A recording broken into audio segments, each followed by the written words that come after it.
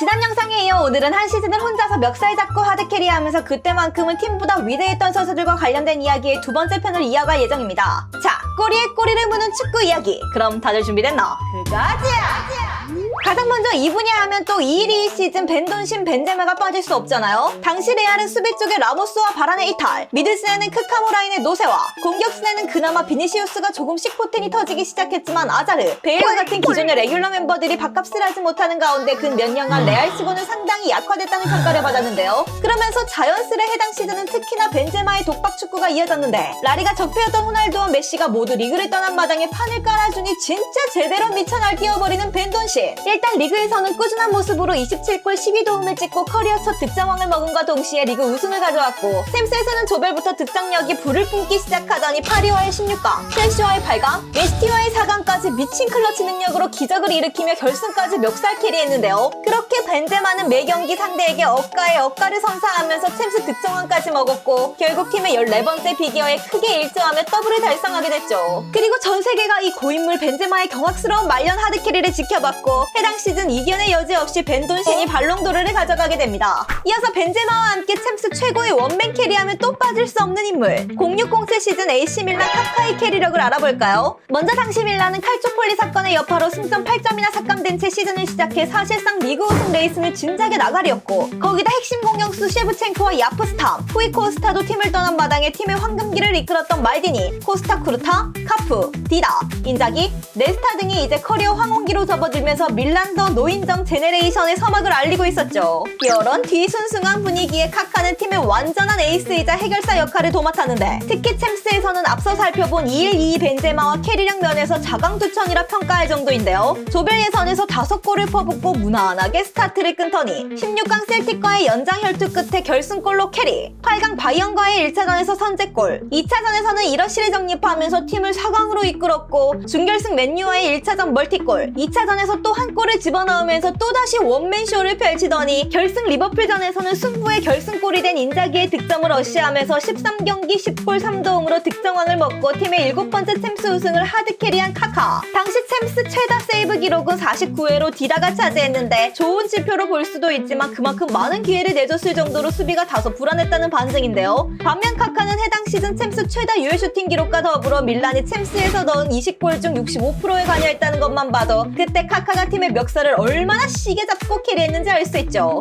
여튼 요러한 활약을 증명하듯 카카는 2007년 발롱도르와 피파 올해의 선수 등 각종 개인상을 싹 쓸었는데요. 분량상 임팩트가 엄청났던 챔스에 초점을 맞췄지만 리그에서도 꾸준한 활약을 보였고 카카는 팀이 4위에 그쳤지만 세리에 올해의 선수상을 거머쥐었을 정도로 최고의 시즌을 보냈습니다. 자, 계속해서 벤돈신과 함께 2010년대 최고의 스트라이커 중 하나라 평가받는 레반도프스키. 레반도프스키의 캐리 시즌은 보통 바이언에서의 1920 시즌을 꼽는데 해당 시즌 바이언은 로베리 시대가 막을 내린 후 첫 시즌이었고 또 코바치 감독의 부진으로 시즌 중 경질되고 한지 풀리기 중도 부임하는 등 혼란스러운 과도기를 보내고 있었는데요. 그런 와중에 레비는 시즌 초반부터 막판까지 최전방에서 꾸준한 모습으로 득점을 뽑아내며 팀을 지탱했죠. 그 결과 분데스리가 34골 4도움, 챔스 15골 6도움, 포칼 6골로 참가한 3개의 대회에서 모두 득점왕을 싹 쓸면서 크루이프 이후 두 번째로 득점왕 트래블을 달성했는데요. 심지어 챔스에서는 득점왕과 도움왕을 동시에 석권하면서 바이언이 해당 시즌 트래블 우승을 달성하는데 크게 일조했죠. 이때 레비는 분데스 개막 후 11경기 연속 득점과 챔스 경기당 2.1개의 공격 포인트를 기록했을 정도로 진짜 골 넣는 기계 그 자체였는데요. 물론 해당 시즌 레비는 전에 알아본 다른 선수들처럼 팀의 모두가 부진한 가운데 완전히 홀로 팀을 캐리한 건 아니었지만 분명한 건 레비의 활약이 없었다면 트래블은 절대 불가능했을 정도로 최고의 활약을 보였습니다. 아쉽게 코로나로 인해 발롱도르 시상이 일시적으로 취소되면서 생애 첫 발롱 기회가 날아갔지만 아마 진행됐다면 모두가 입을 모아 레비가 발롱을 탔을 거라 평가하고 있죠.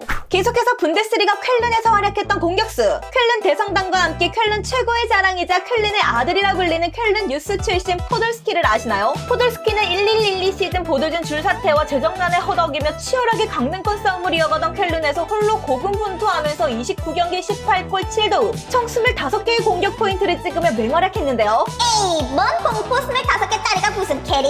라고 생각할 수 있지만 해당 시즌 쾰른의 총 득점은 꼴랑 39골. 그러니까 포돌스키 혼자 팀 득점의 4%를 책임졌고 심지어 팀 내 두 번째 최다 득점자가 고작 5골에 불과. 그리고 포돌스키는 분데스 득점 순위 4위를 기록했는데 경쟁자들 모두 상위권 팀 소속이었던 걸 감안하면 강등권 팀에서 기록한 18골도 진짜 대단한 기록인 걸 알 수 있죠. 그래서 해당 시즌 켈르는 어떻게 됐냐고요? 너무 찢어지게 가난했던 나머지 결국 찢어져 버리면서 2부 리그 강등 엔딩을 맞게 됐습니다. 자, 그럼 필드 플레이어 말고 골키퍼 쪽으로 한번 살펴볼까요? 1718 시즌 맨유의 다비드 데헤아는 무리뉴 지도 아래 전설의 커리어 하이 시즌을 보냈는데 얼다시피 키퍼가 돋보였다는 건 뭐겠습니까? 당시 맨유 수비진, 특히나 센터백들 라인업을 보면 린델로프, 스몰링, 에릭 바이, 블린트, 필존스, 로호, 거기다 공격력 또한 빅식스라는 타이틀이 부끄러워지는 수준이었는데 팀 내 최다 득점자가 꼴랑 16골 박은 루카쿠였는데요. 득점이 분산됐다고 생각할 수도 있겠지만 리그 득점 순위 20명, 그러니까 10골 이상 넣은 선수가 단 한 명도 없을 정도였죠. 요런 상황에 데헤아는 매경기 선방쇼를 펼치면서 80.7% 선방률을 기록. PL은 당연하고 5대 리그 전체에서도 3위에 위치했고 심지어 해당 시즌 맨유는 기대 실점이 44점 정도였는데 단 28실점만을 내주면서 거의 16골 정도를 넣었다.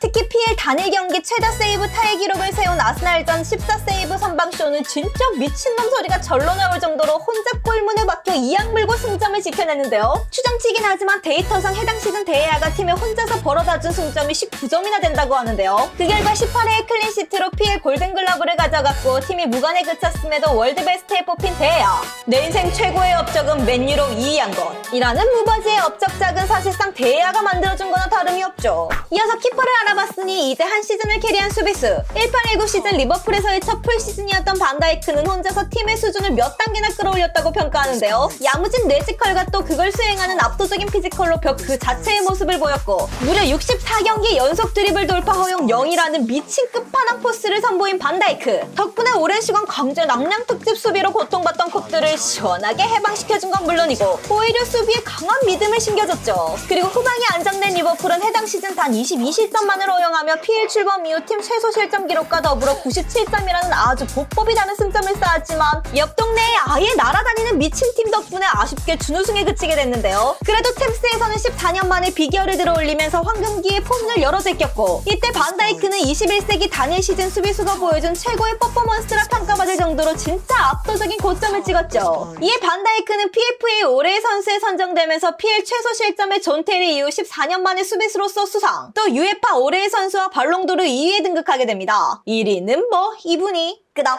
이어서 같은 시즌에 아자르도 한 캐리력 했는데요. 1819 시즌 아자르는 런던 히드로 공항에서 실종되기 전 첼시에서 마지막 시즌이었는데 당시 첼시는 사리가 새 감독으로 부임해 사리볼을 이식 중이었고 당연히 팀 컬러와 맞지 않는 전술 때문에 빌드업이 막히고 답답한 경기들이 이어졌죠. 그렇게 자연스레 첼시는 당대 PL 최고의 크랙 아자르가 곧 팀의 전술이 됐는데 진짜 말 그대로 상대 진영을 깨부수고 찢어 말기면서 리그에서만 16골 15도움을 기록. 총 공격 포인트 31개로 PL 공포 순위 1위를 찍었고 칸토나, 르티시에, 앙리에 이어 네 번째로 15-15를 찍은 선수로 남게 됐는데요. 그리고 당시 첼시는 리그 3위에 그치긴 했지만 한 시즌 동안 넣은 63골 중 아자르가 거의 절반에 가까이 관여했으며 출장한 37경기 중 13경기에서 MOTM을 받았을 정도로 그냥 아자르 원뺀 팀이었죠. 당시 주목할 만한 지표들을 살펴보면 5대 리그 도움 1위, PL 공포 1위, 드리블 성공 1위, MOTM 1위, 빅 찬스 메이킹 2위, 단일 경기 드리블 성공 13회 등 대단한 활약을 선보인 아자르. 그리고 아스날과의 유로파 결승에서도 아자르는 2골 1도움으로 우승에 크게 일조하면서 트로피도 하나 야무지게 선물하고 히드로 공항으로 떠나게 됩니다.